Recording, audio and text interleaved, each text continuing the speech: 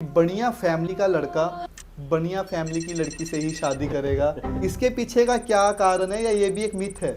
क्या हर बढ़िया अमीर होता है? सर मोदी जी हमेशा कुर्ता पजामा ही क्यों पहनते हैं? इसके पीछे का क्या रीजन है? जो भी बॉलीवुड सेलिब्रिटीज कपड़े पहनते हैं उनकी वैसे रियल में कॉस्ट क्या होती है? हेलो दोस्तों, मैं हूं मोहित बब्बर और स्वागत करता हूं आपका द चिट चैट शो में। आज हमारे बीच में दिल्ली की टॉप फर्म्स में से एक स्टूडियो यतीन के सीईओ आज हमारे साथ मौजूद हैं। इनको बुलाने से पहले दो पंक्तियां कहना चाहूंगा। कपड़ों में जो लाया नया अंदाज है, नाम यतीन ही काम का राज है। पैंट कोट से लेकर ब्रांड तक चलाया है नाम, गारमेंट्स का शहंशाह आज महफिल में आया है। नाम भी सॉलिड, काम भी कमाल, बिजनेस हो तो यतीन जैसा जो बन जाए एक मिसाल। जोरदार तालियों से करेंगे स्वागत। पॉडकास्ट के मंच पे आ रहे हैं स्टूडियो यतीन के सीईओ आज।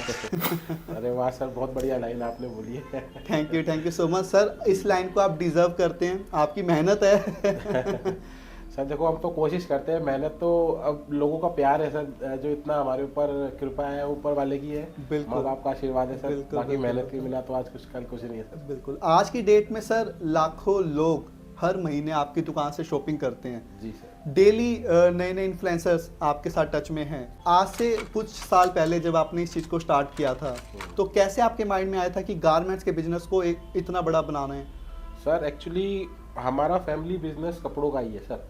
पहले हम बहादुरगढ़ में मेरे फादर और पूरी फैमिली बिजनेस था हमारा, 4-5 शोरूम थे हरियाणा में। जी जी। उसके बाद सर हम धीरे धीरे दिल्ली शिफ्ट हुए। जब मैं 7th क्लास में था तब से मैं इसी बिजनेस में ही ज्वाइन हूँ। अपनी फैमिली को स्टार्टिंग से ही देखा, फादर को और अपने ब्रदर्स वगैरह कजन्स वगैरह को, वो सभी इसी बिजनेस में थे।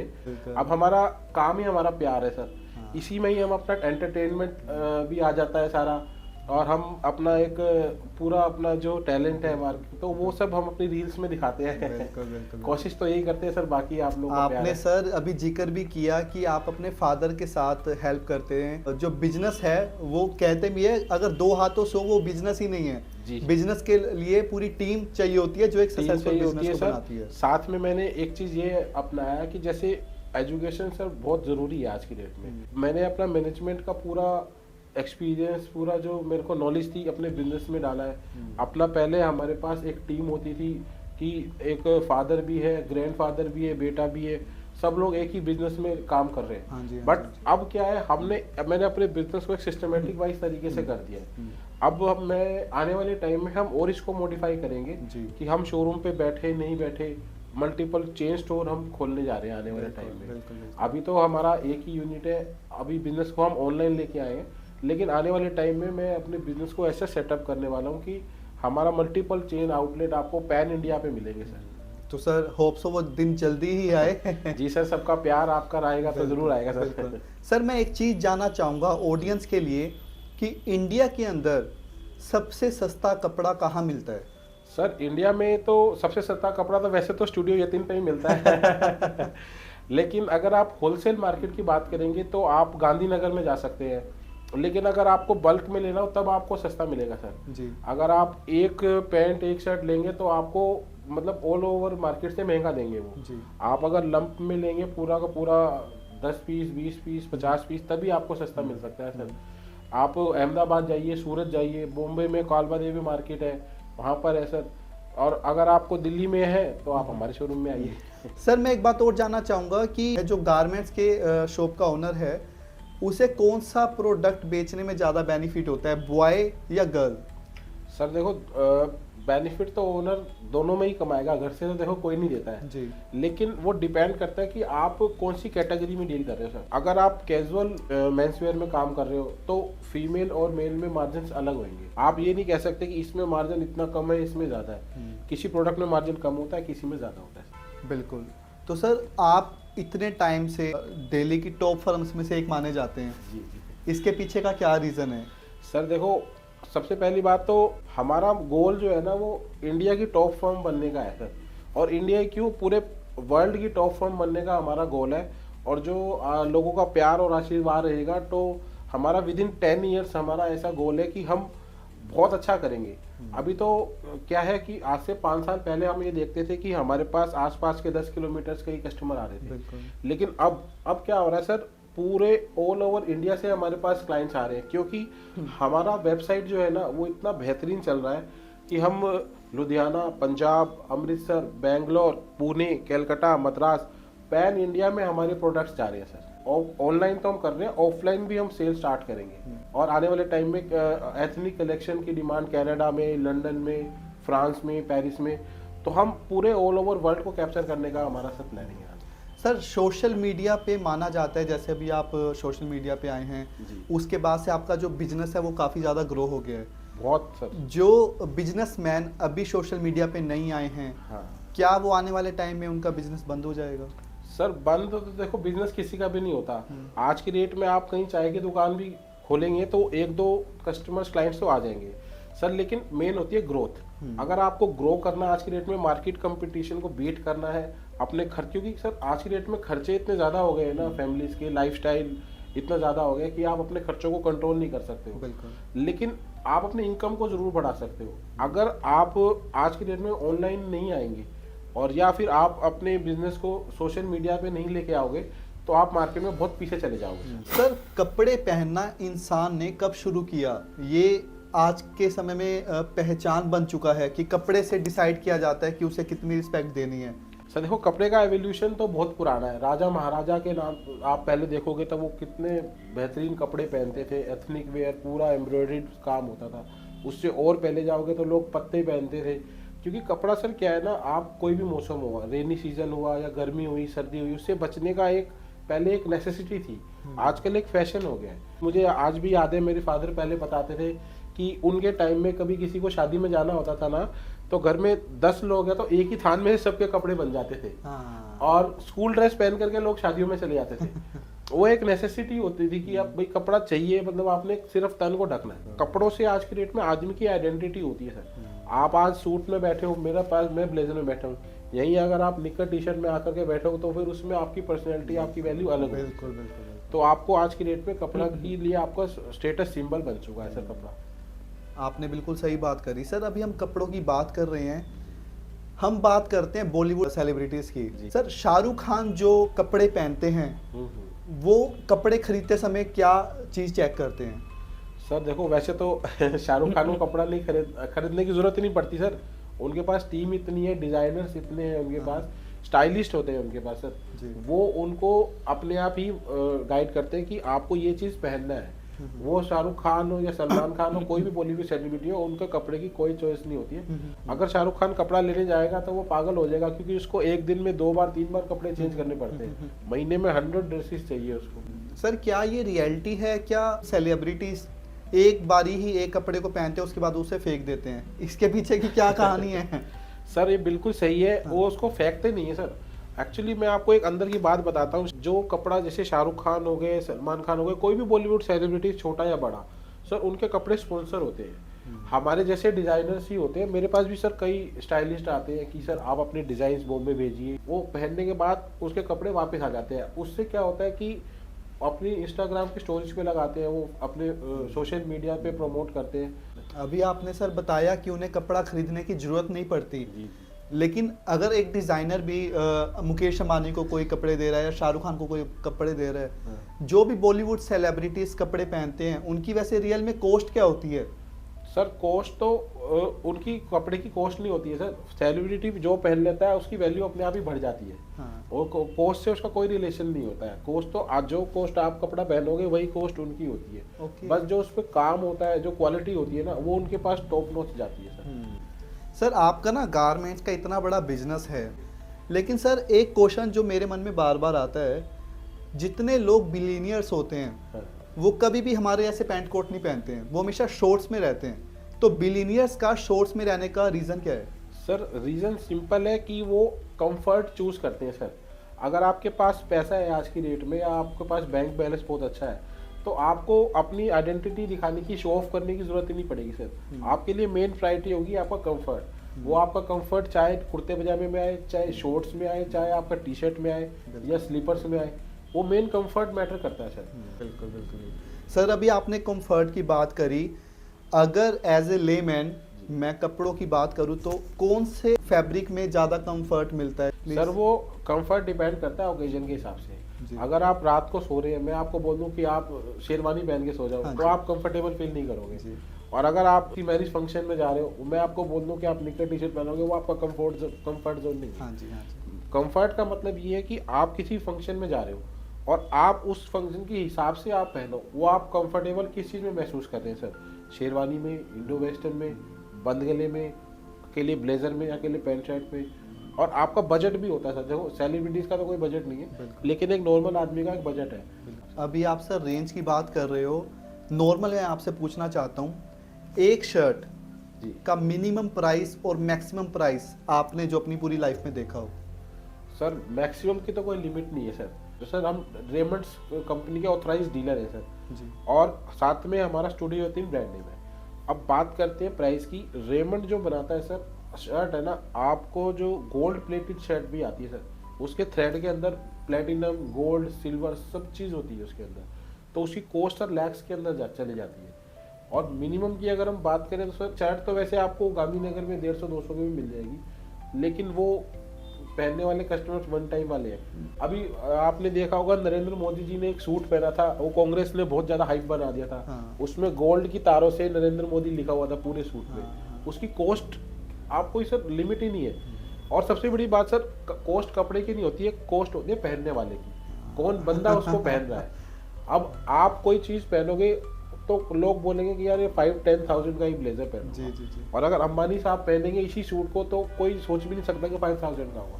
वो लैक्स से कम के लोग बात ही नहीं करेंगे, सोच ही नहीं सकते सर। सर मोदी जी हमेशा कुर्ता पजामा ही क्यों पहनते हैं? इसके पीछे का क्या रीजन है?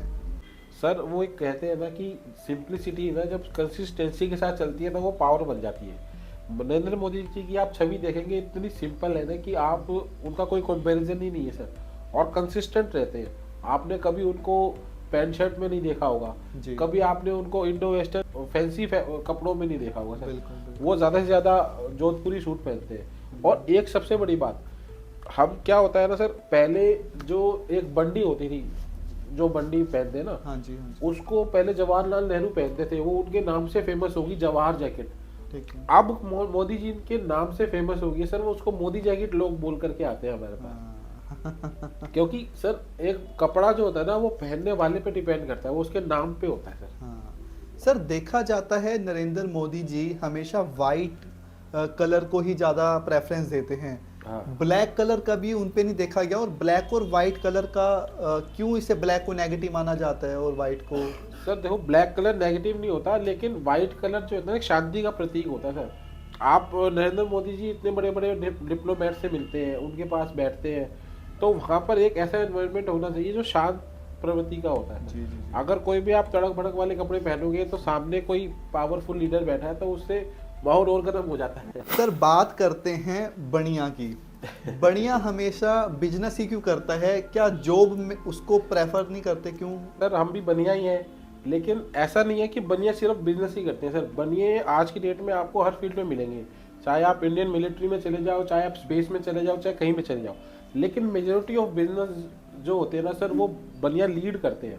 आप चाहे बोट के फाउंडर अमन गुप्ता को देख लो, चाहे आप पीयूष गोयल जी को देख लो, चाहे दीपेंद्र गोयल जी को देख लो, जोमेटो वाले सर को।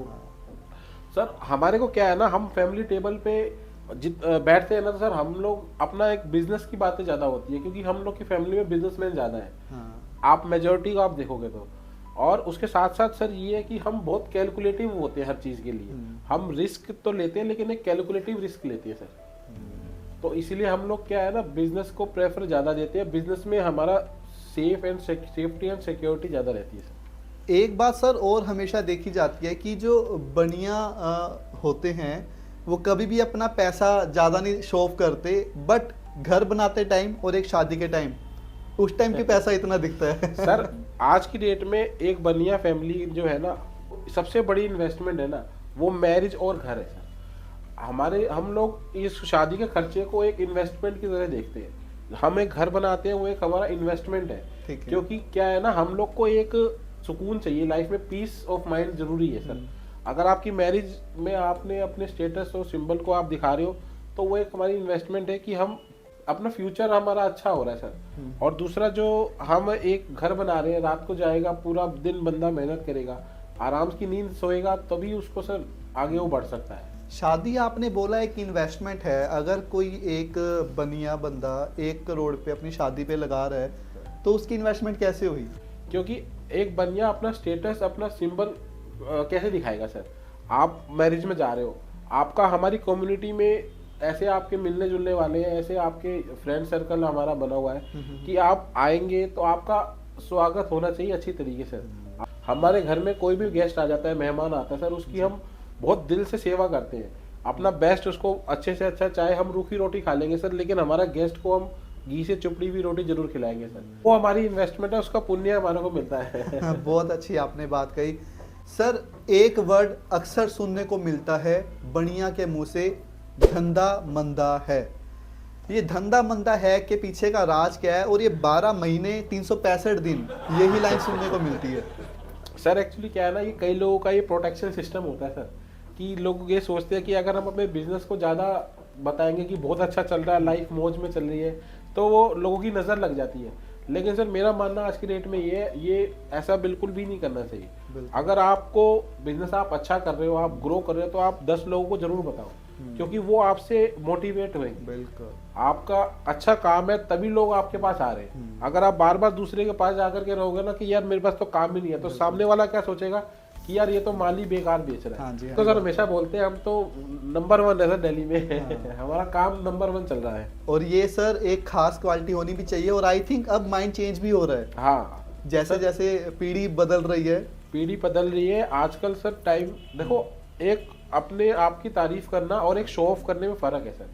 आप कभी भी शो ऑफ मत करो अपने बिजनेस को। आप अपने बिजनेस की मार्केटिंग करो, अच्छी बात है, बिजनेस को आप एडवर्टाइज करो, लेकिन शो ऑफ के अगेंस्ट है सर।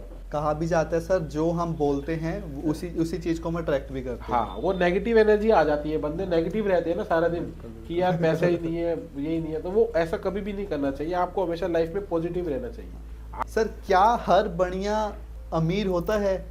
सर ये तो 100% मिथ है सर।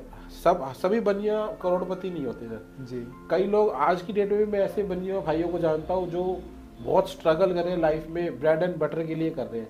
तो ये हमारा पूरे समाज का फर्ज बनता है कि हम उनको अपलिफ्ट करें। बिल्कुल बिल्कुल वो चीज इंपॉर्टेंट है। जो इकोनॉमिकल वीकर आपके, और सिर्फ बनिया ही क्यों सर, हर कम्युनिटी को सपोर्ट करना चाहिए, हर बंदे को अपने हिसाब से। किसी पर्टिकुलर कम्युनिटी को सपोर्ट नहीं करते हैं कि बनिया या पंजाबी जाट, हम लोग ह्यूमन है सर। ह्यूमैनिटी सब में होना चाहिए। बिल्कुल। आज आप भंडारा लगा रहे हो, ये थोड़ी है कि आप देखोगे कि ये बनिया सामने खड़ा है, उसको 2 पूड़ी एक्स्ट्रा दे दो। जो बंदा आ रहा है सेवा भाव होना चाहिए sir. Help the needy, message clear है सर। जिसको जरूरत है उसकी हेल्प करो, चाहे बनिया है, चाहे पंजाबी है, चाहे जाट है, चाहे ब्राह्मण है। मैसेज हमारा ये है सर। बहुत अच्छा सर आपने बात करी कि हमेशा देखा जाता है कि बढ़िया फैमिली का लड़का बढ़िया फैमिली की लड़की से ही शादी करेगा। इसके पीछे का क्या कारण है, या ये भी एक मिथ है? सर मिथ नहीं है, कंपेटिबिलिटी की बात है सर। और ऐसा भी नहीं है कि आप बनिया सिर्फ बनिया से ही करेगा। आजकल तो टाइम, वक्त, ट्रेंड सब चीज चेंज हो चुका है सर। आप बनिया भी बहुत सारे से, पंजाबियों से भी शादी हो रही है, जाटों में भी शादी हो रही है। बट ये है कि सर आपको मैरिज के बाद अपने पार्टनर के साथ मिल करके रहना चाहिए, वो इम्पोर्टेंट चीज है। आप किसी बनिया से शादी कर लो, आफ्टर मैरिज आपको दिक्कत आए, मैरिज टूटने का डर, आगे बहुत प्रॉब्लम्स आती है, वो चीज़ नहीं होनी चाहिए। मैरिज में आप पार्टनर सोच समझ के चूज कीजिए, और ताकि आपकी लाइफ आने वाली अच्छी रहे। आजकल तो सर बल्कि मैं तो ये बोलूँगा, अगर आप अपने घर के अपने बच्चों की शादी कर रहे हो तो उन पे जोर जबरदस्ती बिल्कुल मत कीजिए। जहाँ पे उनकी चॉइस है सर, वो उनको 100% उनको सपोर्ट कीजिए। लेकिन अगर आपका बच्चा किसी गलत पार्टनर को चूज कर रहा है, या आपको ऐसा लगता है फ्यूचर में सामने वाला जो पार्टनर है वो उसके लिए नेगेटिव ही रहेगा, तो आप सपोर्ट मत कीजिए बिल्कुल भी। कम्युनिटी के साथ मत चलिए कभी भी। आप बच्चे की चॉइस को समझो। अगर बच्चा सही है, उसका फ्यूचर ठीक है, तो आप उसको जरूर सपोर्ट कीजिए, चाहे वो बनिया है, चाहे पंजाबी है, चाहे कोई भी है। लव मैरिज के अगेंस्ट हमारी कम्युनिटी बिल्कुल भी नहीं है। बहुत अच्छे से आपने सर डिस्क्राइब की सारी बातें। कि कुछ समय में इंस्टाग्राम का आपका ग्रोथ का सीक्रेट क्या है सर? 1.5 लाख फॉलोअर्स कुछ ही महीनों के अंदर आपने किए हैं। जी। प्लीज अपना सीक्रेट बताइए सर। सीक्रेट सिर्फ एक ही है, ट्रस्ट और कंसिस्टेंसी सर। हमारे कस्टमर, हमारी एक स्पेशलिटी है सर, जो हमारे पास कस्टमर एक बार आ गया शोरूम पे, वो रिपीट जरूर आएगा, क्योंकि हम उसको सर्विस एक्सपीरियंस ऐसा देते हैं कि वो हमारे पे रिपीट परचेज करेगा। आज की डेट में हमारे पास जो कस्टमर आता है सिर्फ हमारा प्रोडक्ट नहीं खरीदता, वो हमसे एक ट्रस्ट भी बिल्ड करता है, एक रिलेशन भी मेंटेन रखता है। आफ्टर सेल सर्विस भी हम उसको इतना अच्छा देते हैं कि उसको दिक्कत ही नहीं होती है लाइफ में कभी। बिल्कुल बिल्कुल बिल्कुल। तो हमारे जो फॉलोवर्स है वो सर हमारी फैमिली है।